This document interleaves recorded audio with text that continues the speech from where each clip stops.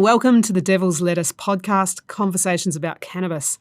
My name is Julie. I work for Helios Therapeutics, a medicinal cannabis company here in Aotearoa, New Zealand. This is not a platform about Helios. In fact, it's not legal for me to talk about our products in any great detail. This started as an idea for people who are using medicinal cannabis to share their stories with others. We know there are a lot of people out there who are interested in using cannabis-based medicines, and that access, for many reasons, is really difficult. They don't know how to access it. Doctors have told them it's not possible. It's expensive. They don't know where to go. There's a lot of stigma. So we're going to talk to some brave souls who are willing to share their stories in the hope of helping others. Feel free to get in contact directly on devilslettuce@helios.com if you want to tell your story, if you have any questions or suggest topics that we can cover here in later episodes. I have a disclaimer here, which is that this information is for informational and educational purposes only. Any products and information presented during this podcast are not intended to diagnose, treat, cure, or prevent any disease or sickness. All information on the podcast is not meant to substitute for any professional advice from your doctor or ongoing medical treatment you currently receive. Consult with your doctor before using medicinal cannabis. My guest today is a gentleman called Kye Porter. He has been using medicinal cannabis for a pretty decent amount of time, and he'll go through why. But what I like about Kye's story is that he has become a real patient advocate, and we're very lucky that he is willing to share his story again in the hope of helping other people. So welcome, Kye. Thank you for being here. I really appreciate your time. Thank you for having me.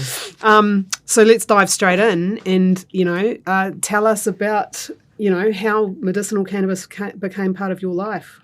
Yeah, so I had a horse riding injury at 14 years old. I jumped the fence, the horse didn't. Similar sort of story as most people have, which resulted in an airlift to Starship, MRIs, that sort of thing, and a misdiagnosis. Oh. So the MRI machines were quite new to Starship at the time. Right. This is 18 years ago. Yeah. And the way that they read MRIs now has obviously developed and changed, so they're able to find way more now than they were back then. Right. In 2019, the beginning of 2019, so it lasted quite a few years, on and off, all sorts of medications, issues, that sort of thing. My disc actually fully ruptured. So I ended up needing a spine fusion and subsequent time off work and those sorts of things.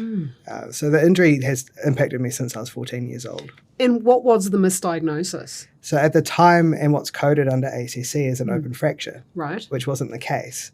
But they can't actually decide what actually happened at the time. So my surgeon, his idea was one thing, ACC's idea was another thing. Their specialist had another idea of what it could have been. So in reality, according to my surgeon, I have a hairline fracture in one of my vertebrae from the injury. Right. But it was coded as an open fracture, and I've been treated for soft tissue injuries for 16 years. Right. So essentially for a bad muscle strain versus a actual spinal broken problem. Back. Yeah. It sounds like to the a slightly broken back. Yeah. Wow. Yeah. So Okay.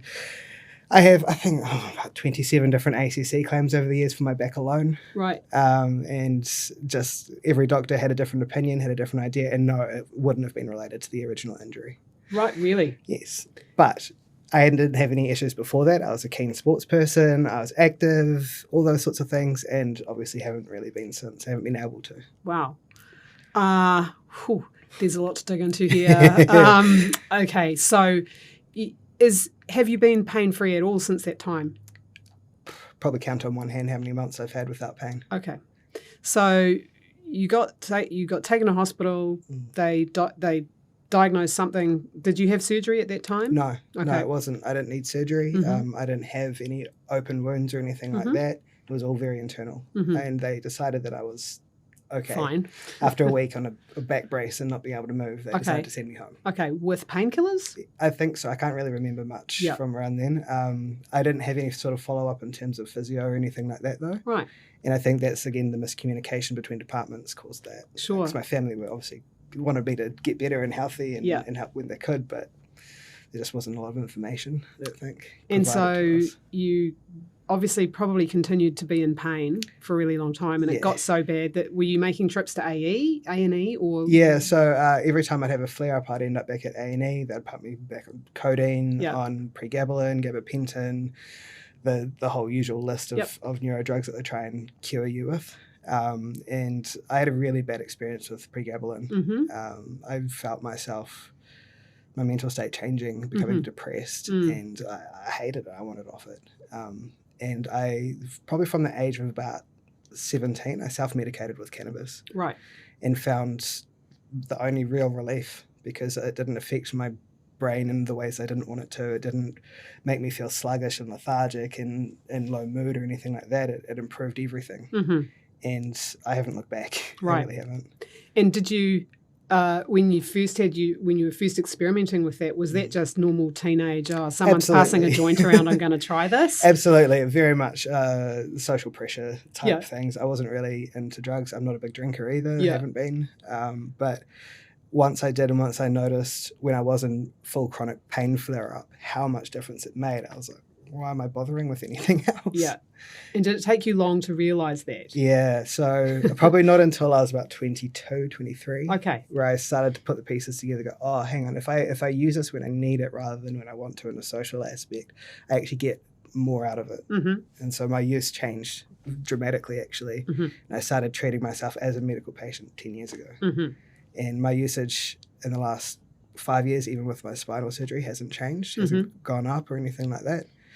It just takes a lot of monitoring by myself, but I just there's nothing else that's really touched the nerve pain without touching the mental state. Sure. So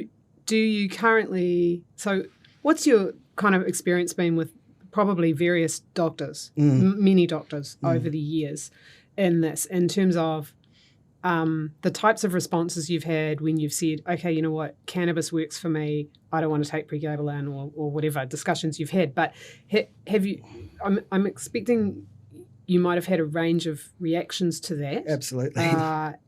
From very negative, mainly not at all positive, I don't know. But what sort of discussions have you had over the years with doctors about cannabis as medicine? Probably every discussion you could think of. I started with my primary care doctor, my GP. Just had a very honest conversation about drug use in general. I don't use a lot of drugs, but I just wanted them to be clear about that I don't use a lot of drugs, but I prefer this for pain relief. He was really understanding, had no clue where to send me, what to do with me or anything like that. And this is probably about 6 or 7 years ago.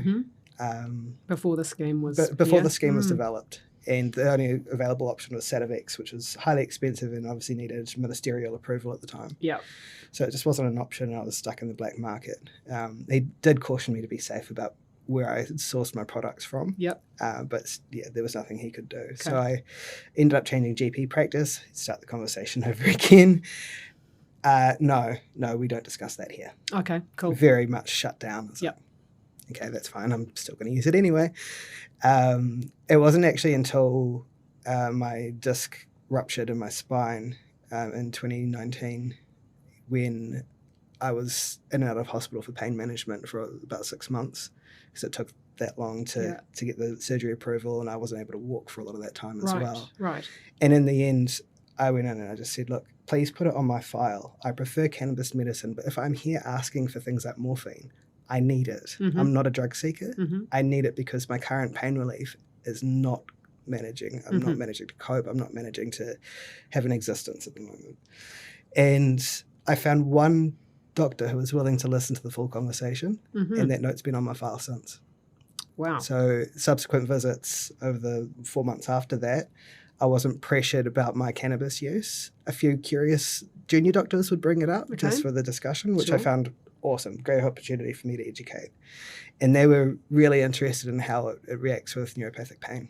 So, I got to educate them. I got to solidify my position about my healthcare, which is so important because it changed my overall sort of feeling about what I could access and when I could access it in terms of the public system.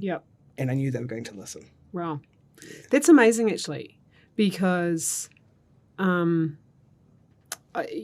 this point about feeling like you're actually in control of the choices that you get to make about what you use, because I think many people, and not just in New Zealand, globally, and not just about cannabis, feel like they have no control over, particularly if they're chronically ill, they don't feel like they've got any actual control over this. And I don't know whether it's generational. I think about my mother. It's the doctors know best. Absolutely. You don't challenge. No, absolutely not. Right? They've gone to medical school. How do you know it? Right? You don't challenge that. And so I think we get so intimidated when we're in, and you're also in an extremely vulnerable position, right? You're in so much pain you probably can't even describe Literally it. screaming. Right? And you're not really thinking that rationally when you're trying to just survive. No.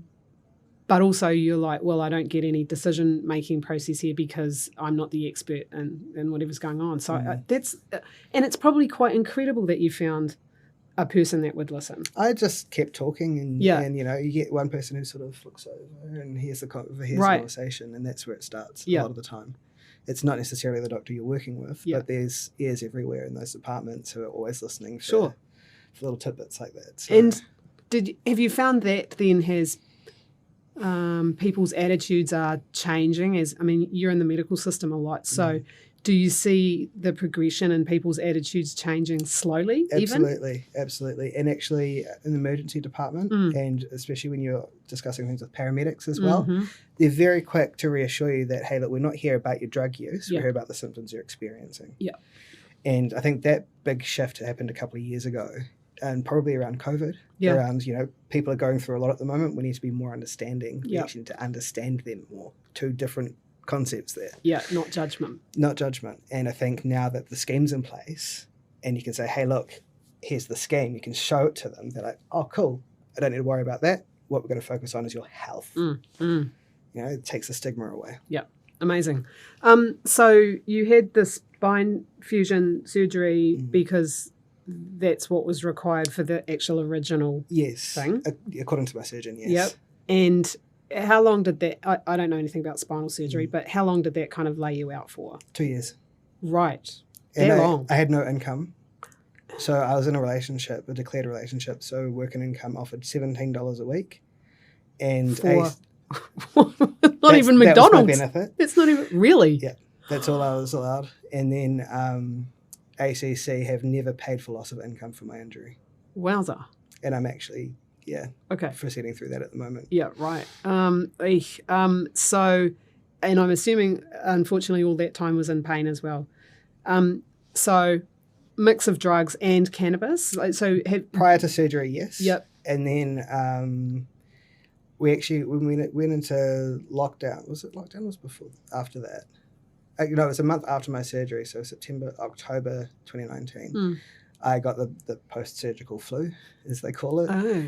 And I couldn't keep anything down for a couple of weeks. Right. And so I detoxed off all my pharmaceuticals. Okay. So I couldn't keep them down. Yep. And I worked with my pain specialist, the clinic that I went to for post-surgical care. And he helped me manage, and he helped me better understand what I would need from cannabis to be able to keep those pain levels down and to monitor my usage and to make sure that if I was increasing, there was a reason and I could address it, work on physio to reduce that pain, reduce my usage again. Right. It was amazing. And he was, sounds educated in cannabis? He's got a bit of a fascination for all sorts of alternative drugs. Okay.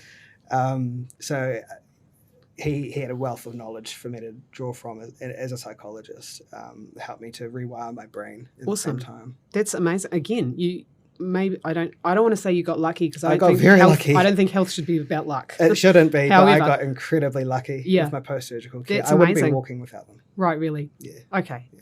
Far out. I'm trying to imagine how awful this is and I can't. Well, prior to my surgery, I was using a walker around my own home. Yes. And I couldn't leave the house. Right. Unless it was for appointments because I just couldn't mobilise. And so now, then post that and mobilisation, you're walking, obviously. Yes. Are you in pain all the time? Is the pain better or? Usually it's better for most days. At the moment, I'm going through a bit of a flare-up. I have to go back to the specialist and see what's going on, get a CT scan because the screws might be coming loose or something. Okay. Something digging from the inside. Yes. So I manage flares as I have to.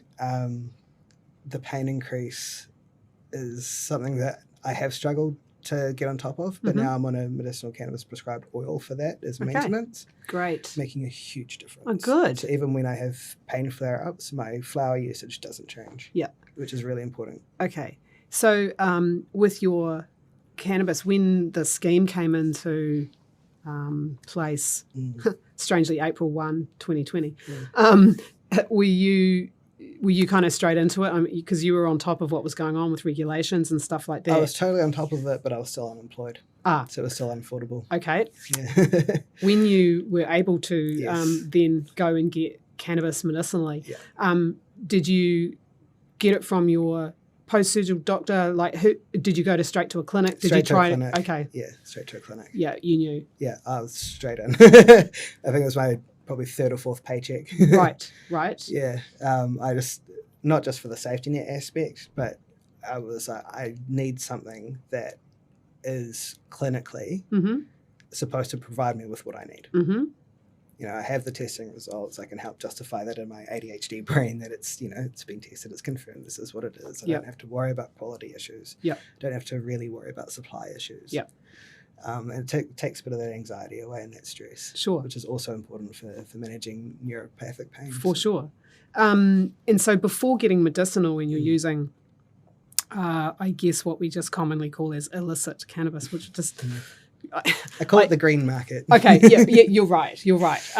Or the black, it's called the black market offer, right? In the thing. But the green market is a good way.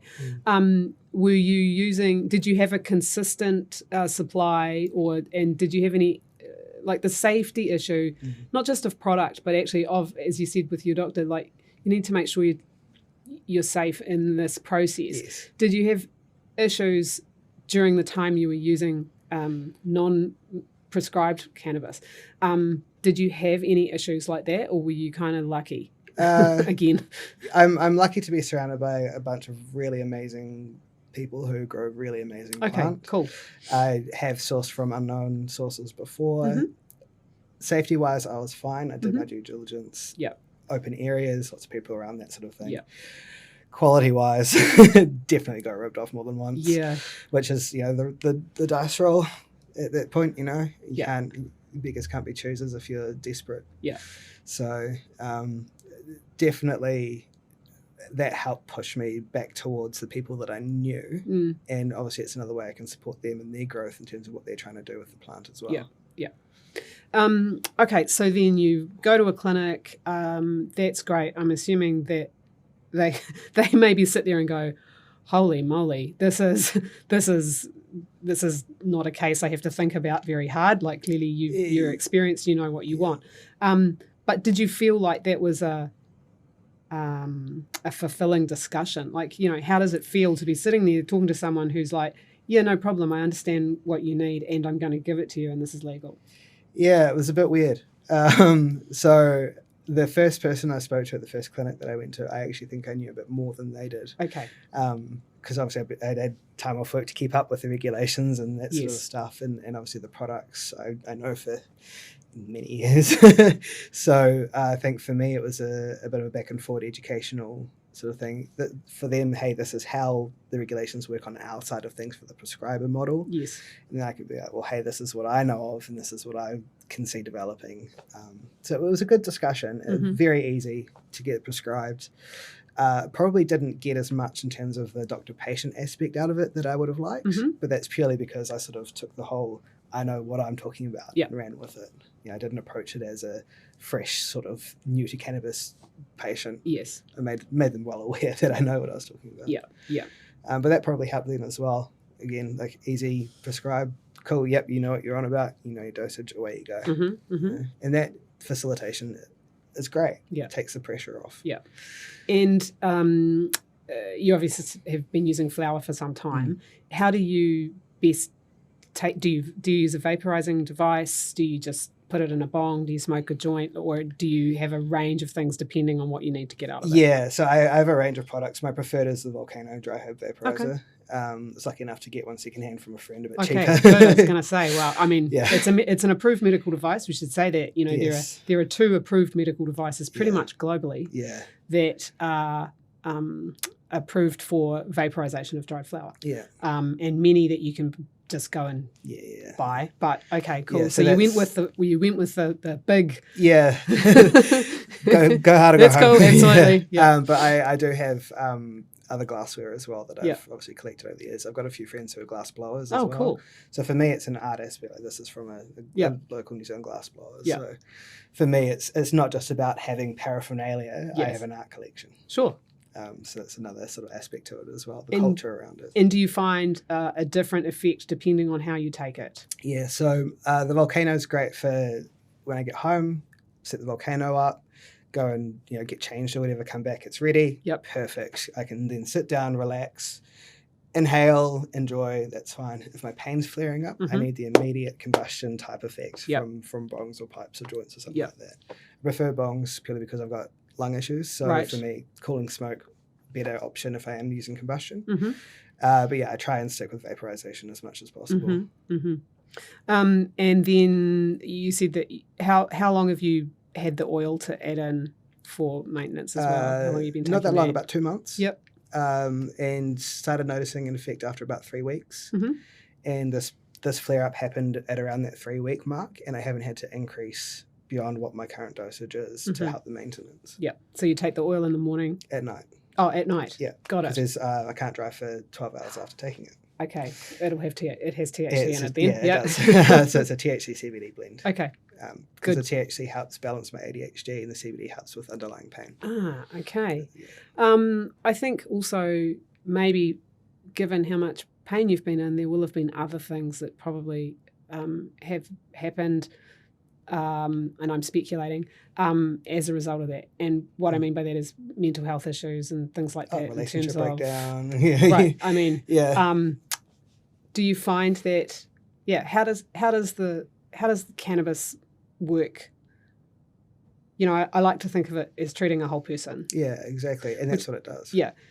Did you find that it helped with all of the stuff that's going to... Because I think maybe the counter, someone would go, well, if you're already taking it, then why would you have any of those issues? I mean, we're talking about an extreme thing here. Absolutely. That people, plenty of stories all over the world with the level of pain that you live with would be taking very, very high doses of opioids. Huge amounts, yeah. Huge amounts. And probably being, well addicted to them because they're very addictive substances, but still probably in pain also somehow because nothing ever takes the pain away, right? Yeah. So, of course, then you develop all sorts of other stuff as a part of that because that's just what the human brain does to cope.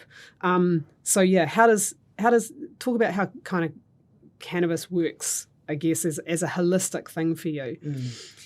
I think the main crux of it is my underlying anxiety, my underlying stresses don't get triggered as easily. Okay. So I'm able to manage emotional peaks and troughs a lot better. Yes.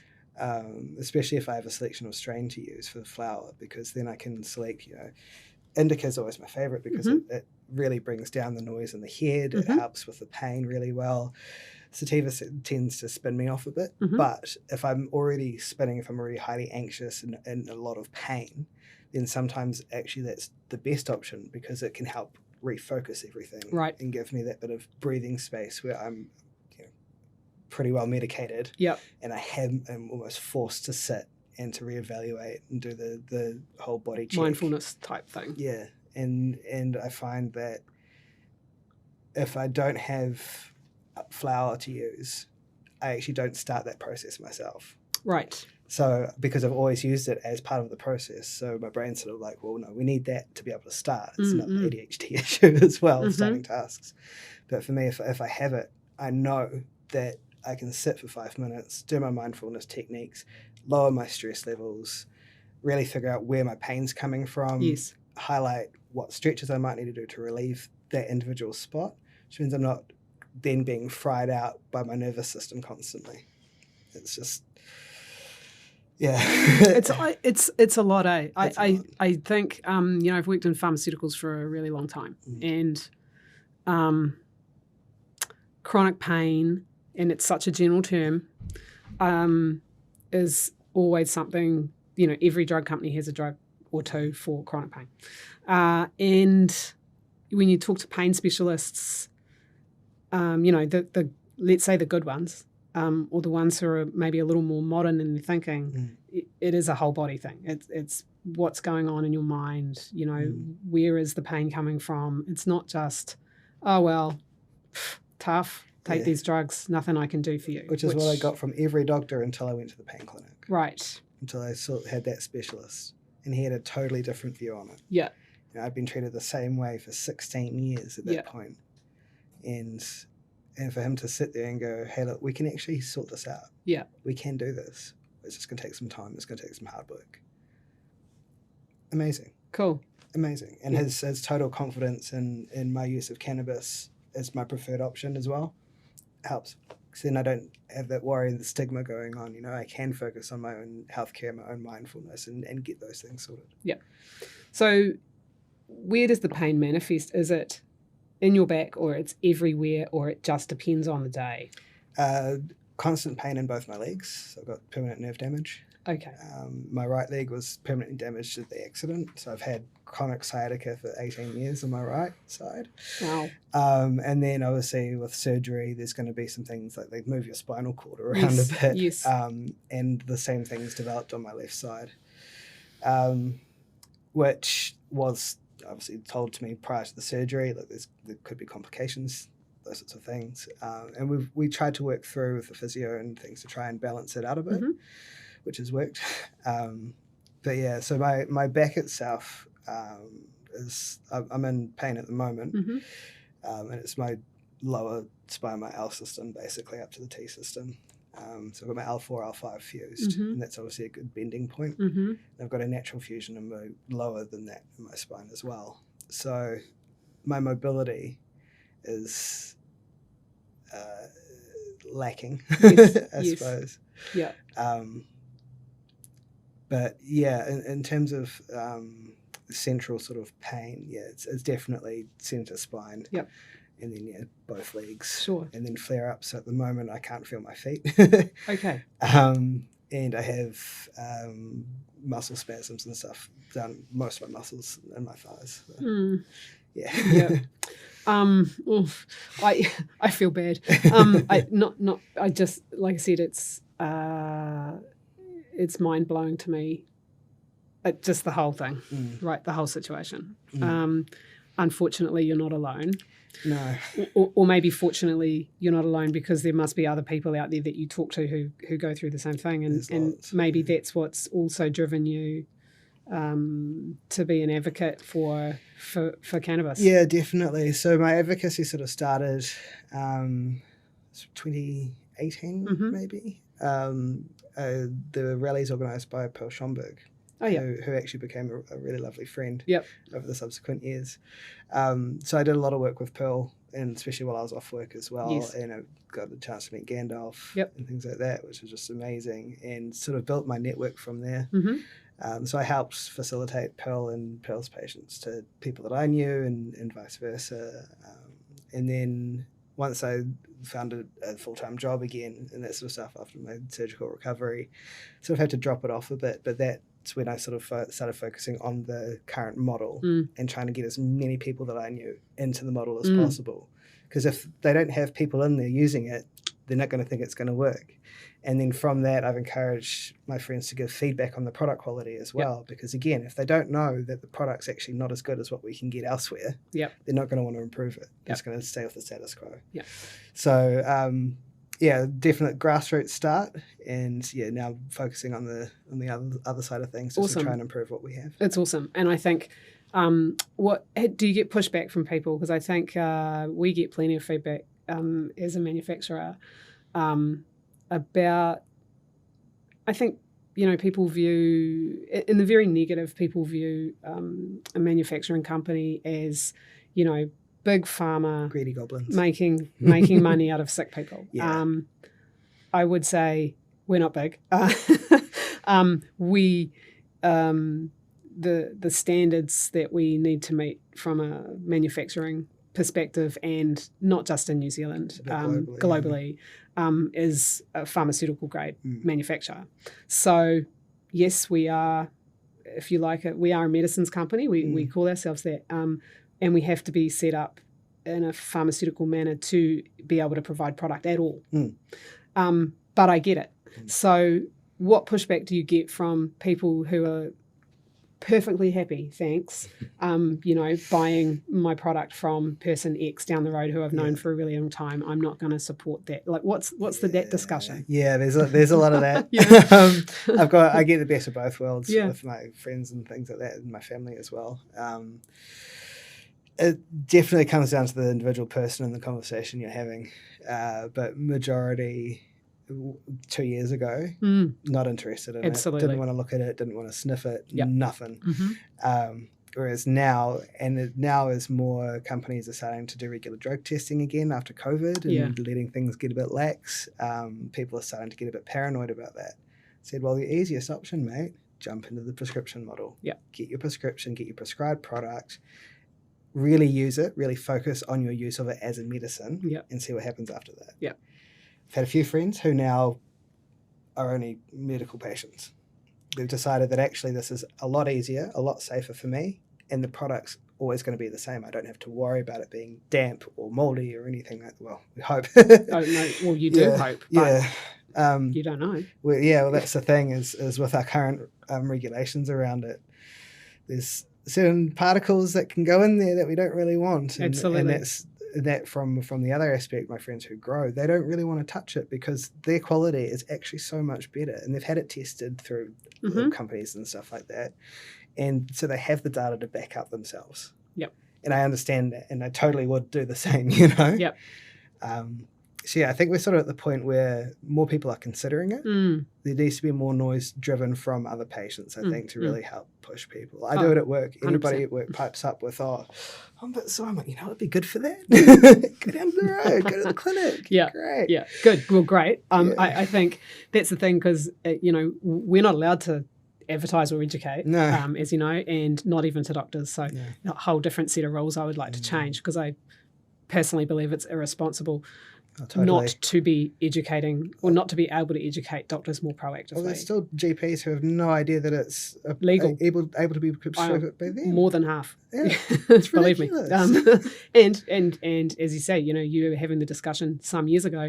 There are still plenty of practices who are like, we are not doing that here. Yeah, it's a drug. Totally cool. It's a drug. We're not touching it. It's illegal. There's no data.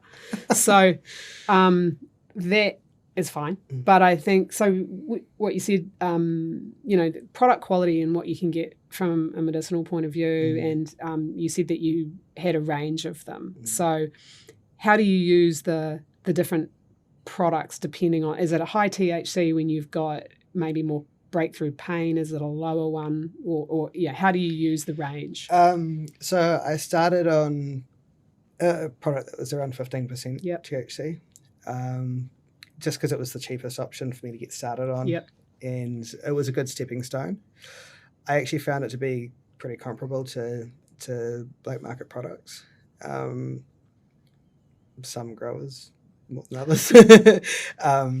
But I recently changed up to a 22% THC whole flower product.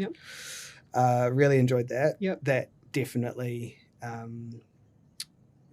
hit spots that the previous one didn't, and help me maintain longer. Because I don't use it while I'm at work. If I'm working from home, a bit different.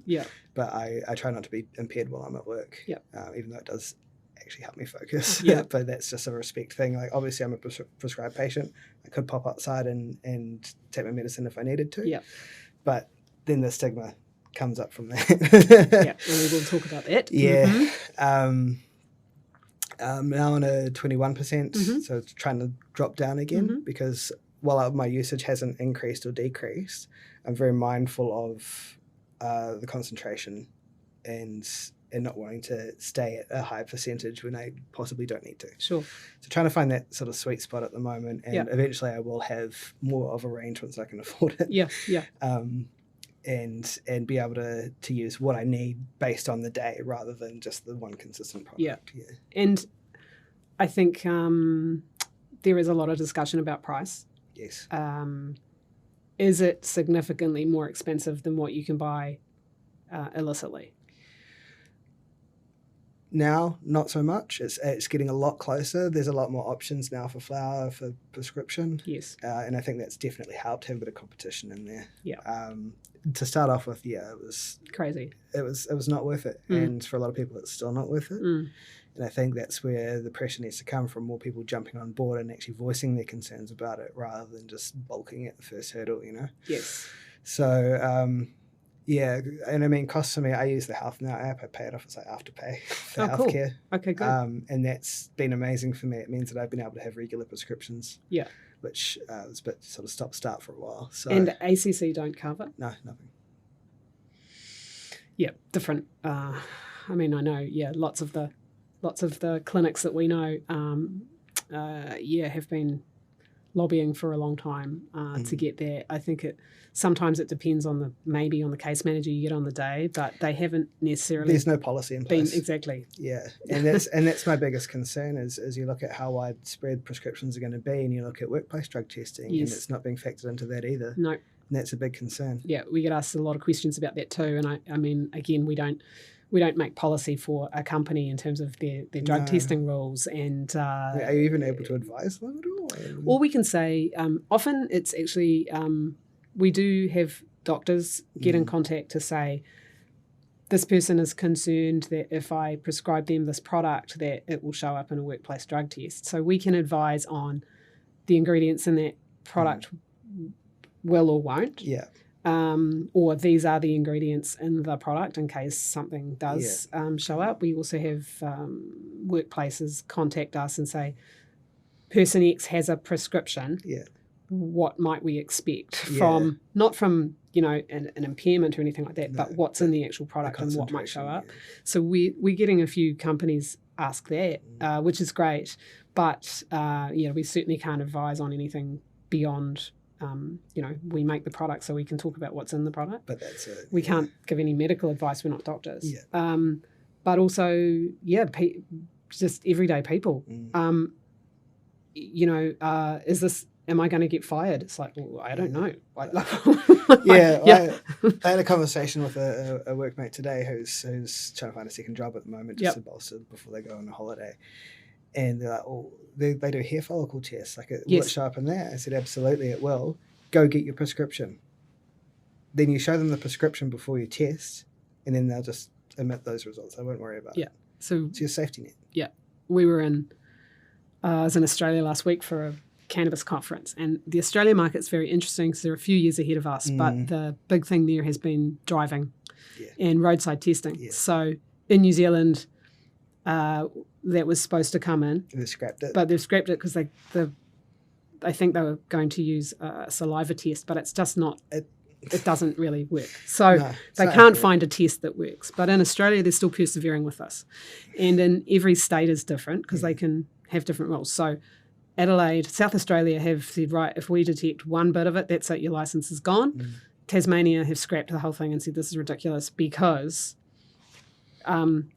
having it in your system doesn't prove impairment. Exactly. Right? So they're trying to put, and you can take someone for a blood test and you can give them an impairment test, but those two things are not necessarily directly correlated. No. And so we also don't test for benzodiazepine or opioids or, in fact, hay fever medication. Yeah, which again can impair. And so but in Australia, like they've been talking about this for 20 years and no one's solved it yet. No. And we know that lots of people who have been using cannabis recreationally, shall we say, non-medically, have gone to the medical market for exactly that reason, so that they have some safety net. Yes. It's not necessarily going it's not foolproof. No. But I think there's a lot of work to do generally, obviously not just around the regulations for it, but around the wider stuff, particularly the culture, workplace drug testing and things like that. So stigma you mentioned earlier. Do you experience stigma? What does that look like? I do. Yep. Actually, more from my family than this is common. Generational, of course, as well. My grandmother has for years been staunchly against cannabis use of most kinds.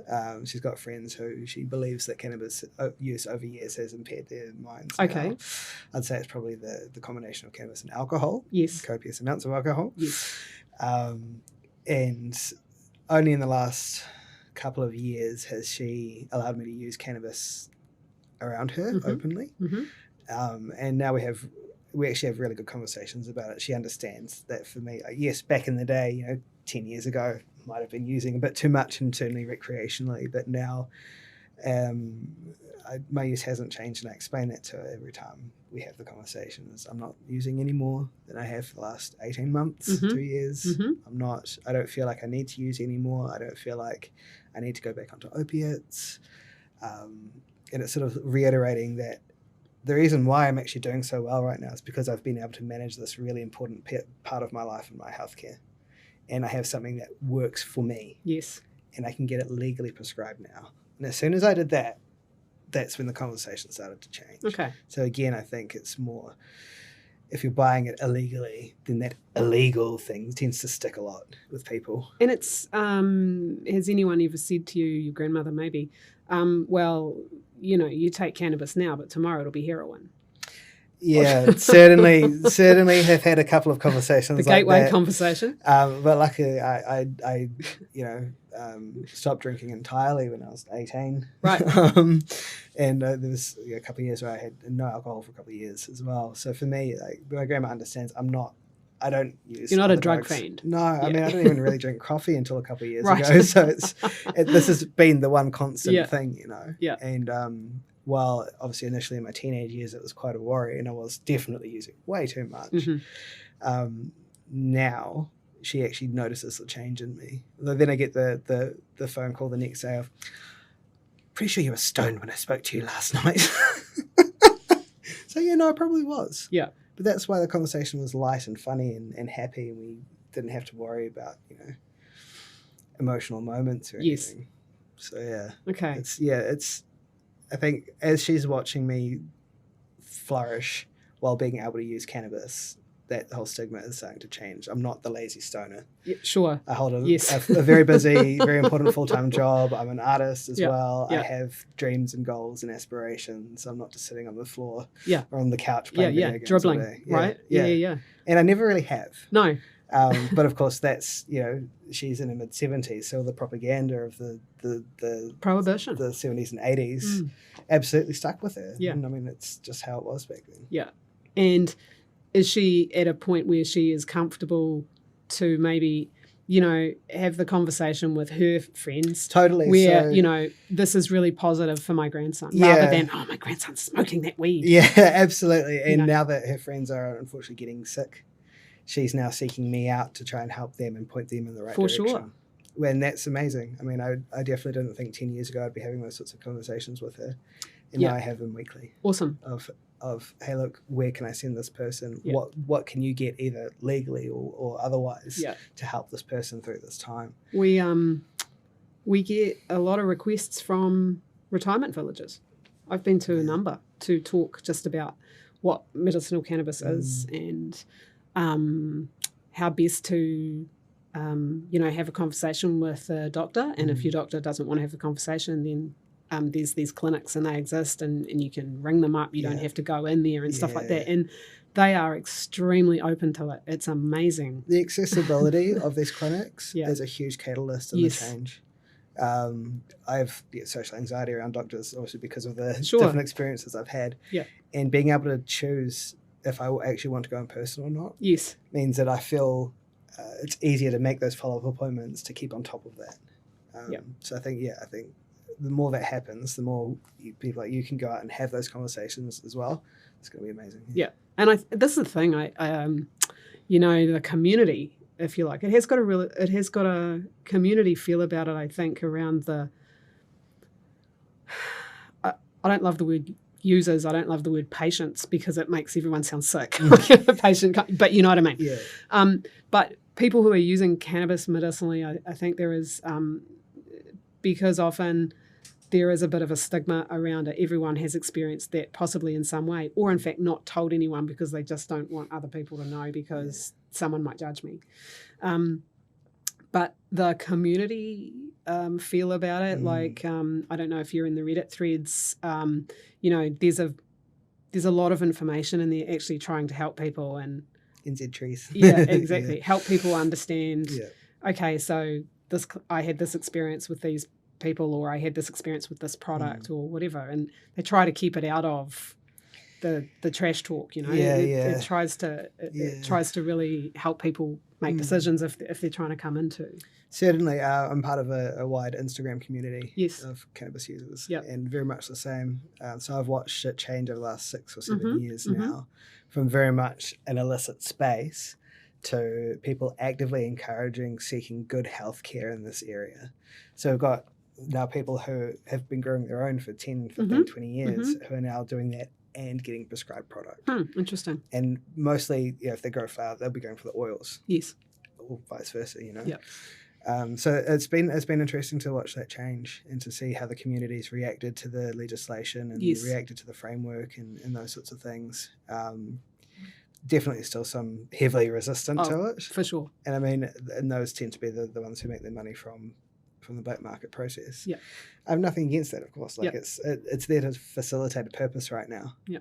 And I think the closer we get to a more open market, I'm hoping that there's more areas where those growers can move into the legal space. For sure. I think, as a manufacturing company, we have no positive or negative view about legalisation or decriminalisation. There's possibly a belief out there that we would never want to see that happen. Absolutely. Like, it actually, in what we've seen from overseas markets, you have we don't call it a recreational market, we call it a non-medical adult use market, and a medicinal market. And those two things exist in parallel, and they exist because not everyone wants to go and buy weed, right? And or, wants to have it on record that it's whatever, part of their healthcare, or it's the way that they want to control managing their healthcare. So, cool. But I agree with you. There's lots of people who have some really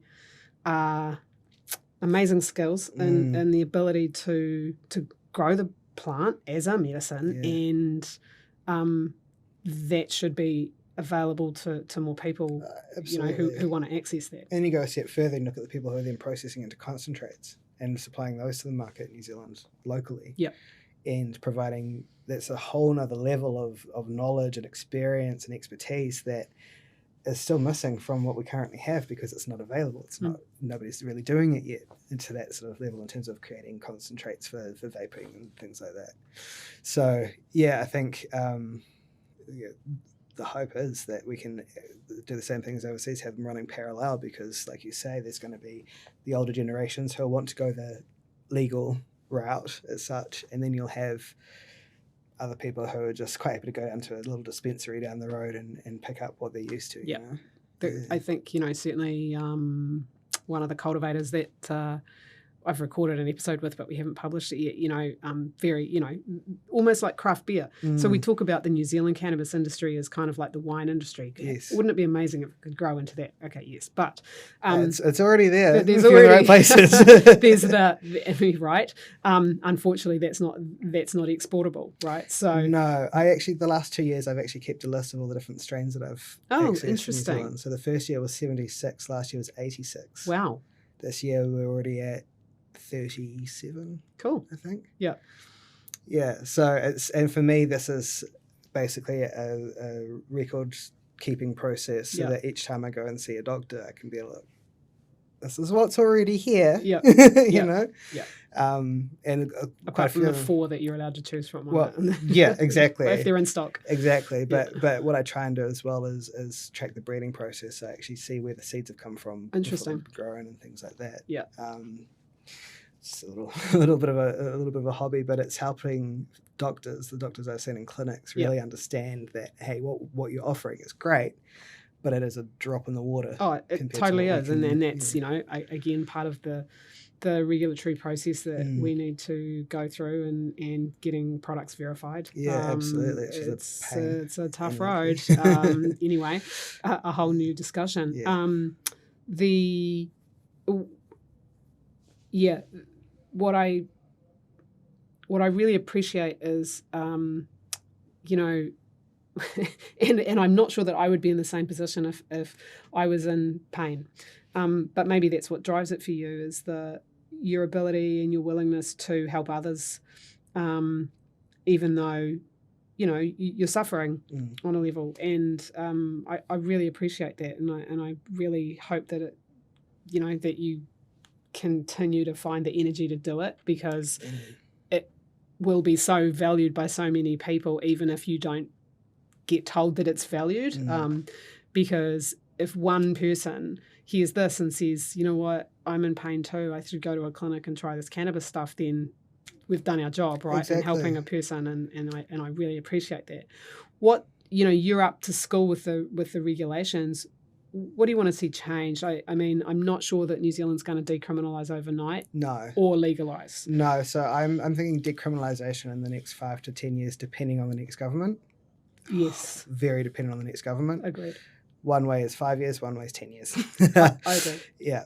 And I think what we need is the bits that were left out of the original legislation that we all voted on, in terms of the community aspect, the community growers, the functions of advocates in these places as well. Yeah. I think they need to open that up a bit more. They need to have more frank discussions with these groups, like Auckland Patients Group or Aotearoa Patients Group.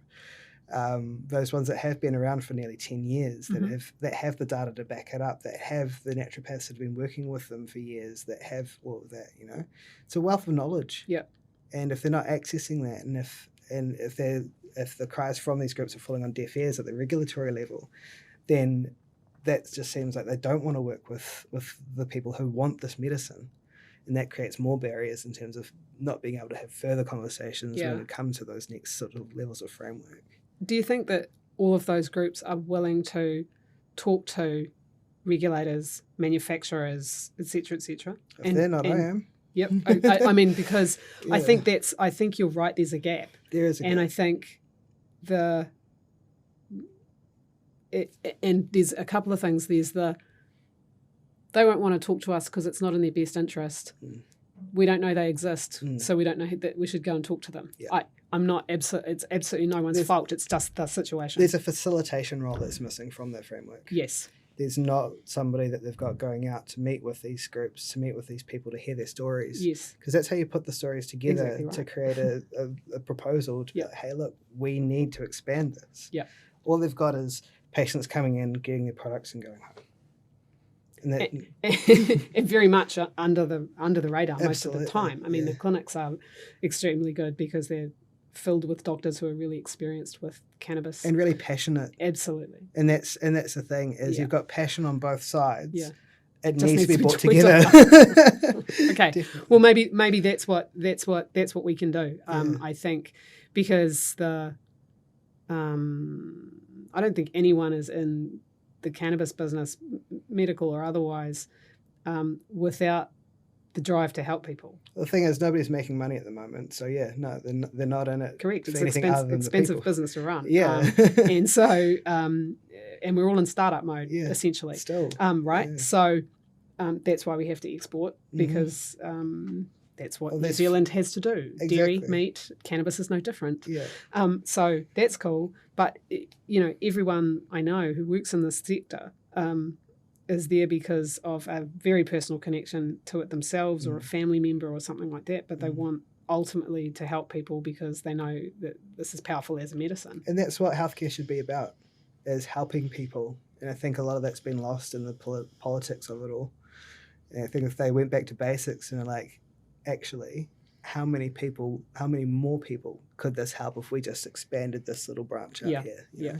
Wouldn't take much at all. No. Really wouldn't. And then there'd be data to back it up because these groups have been working with data for so long already. There'd be patient stories like mine being able to be voiced more and in spaces where they feel safe. Yes. Yes. I think even not just like MedCan conferences, but if they actually had public conferences and opened it up for people to come and have an open mic and be able to say, hey, look, this is why I use it. This is what I think should happen. You get 50 different stories in one night. Absolutely. They'll all have the same thing. We need more. Oh, yeah, the themes are extremely common. Right? The people that I'm talking to, obviously, is part of this. all the themes are all there. Everyone has a slightly different story because they've got a slightly different thing that they're treating, but the journey is extremely similar. Yeah. It's evident. Yeah. Right. And yeah. Are you going to be at J Day? To change topics. I was sort of I'm and I about it. I'm not a huge fan of big crowds. Fair enough. I've got a bit of PTSD, but I think this year I'll probably go. I think I'm at the point now where I've established myself in the Instagram community. There'll be friends I can go and hang out with and things like that.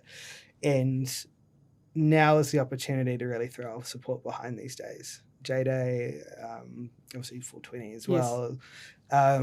I think it's really important that the more people that show up, not just to go and be able to smoke in the park, but to be able to, again, hear more stories, say their own stories, nail down the politicians that pop up, have the discussions directly with them as well. Yep. It's important. It's really important. And we're at a crunch point now. Yeah. We're going this year, not necessarily as Helios, but couple of us, one of the cultivators and us, and again, the whole of J Day is about all cannabis types. Medicinal cannabis is on the list, so we're like, let's just get a booth, and if people want to come and talk to us about medicinal cannabis, well, that's the thing. You're putting yourself let's just out give there. The information. Yeah, well, that's what the we thing. want to do. That's the thing, is if you have a space there where people can actually go and have that conversation, it's so much more likely that they're going to go, cool, actually, this will work for me. I'm going to pop to a clinic. Yeah.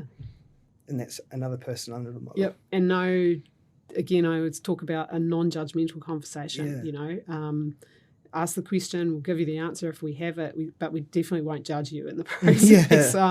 There's no room for that, I think. Yeah, and I think that's, again, what's missing from the general medicine side of things, is because there's no information available for doctors because you guys can't provide it. They're just going with the stigma. They're just going with the status quo. Yeah. Well, it's easy. Yeah. You can wave a magic wand and you can change one thing about regs today. What is it? Prescription cost. Yep. Subsidise. Done. Whew. Yep. Even with the products we have. Yeah. It's not even about, we have good quality products. We have an expanding range of products that will always keep expanding. What we don't have is affordability. Yeah. And that's the biggest barrier to this, is affordability. And if the government's not going to get behind, if Pharmac's not going to get behind and subsidise, then we need to be looking at other options. We need to be hitting up these billionaires. We need to be hitting up these social groups. We need to be hitting up different government departments and saying, hey, look, find some money in your coffers. Because you want people to get better, you want people to access this, you need to make it accessible. Mm-hmm. You make it affordable. There's got to be a way around that. Yeah. Cool.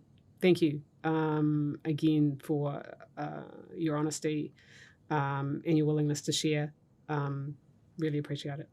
Anytime. Awesome. Thank you for listening. Please feel free to send feedback and questions to devilslettuce@helios.com. You can download the podcast on the Apple Store and also on Spotify. This podcast has been brought to you by Helios Therapeutics. Thanks also to the EMA for their assistance in enabling me to do this, and producer Jason.